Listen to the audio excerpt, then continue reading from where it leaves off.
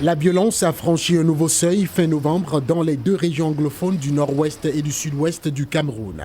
Ici à Boa, les habitants vivent constamment dans la peur et ce, malgré la promesse du chef de l'État de doter les deux régions d'un statut particulier. Personne ne sait ce que va être dans ce statut spécial. Donc c'est juste une mythe. Il y a des gens qui disent « Oh, ça peut être comme ça, ça peut être comme ça, ça peut être comme ça ». Mais qu'est-ce que l'État dit?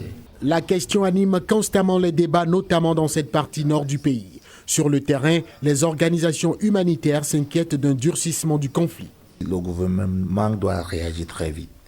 Le gouvernement doit faire ça comme une priorité, mais la façon qu'il fait les choses, moi je ne vois pas si ça c'est les priorités. Il était priorité occupée avec les élections.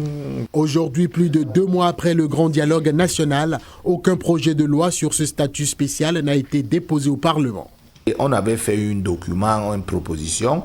Moi j'espère que aussi les choses que nous, les fédéralistes, pensent qu'on peut avoir ça au Cameroun, ils peuvent mettre ça dans le statut spécial aussi.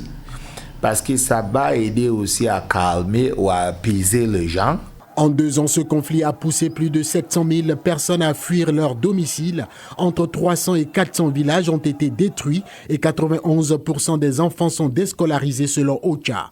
Depuis juillet, Human Rights Watch estime qu'au moins 130 civils ont été tués.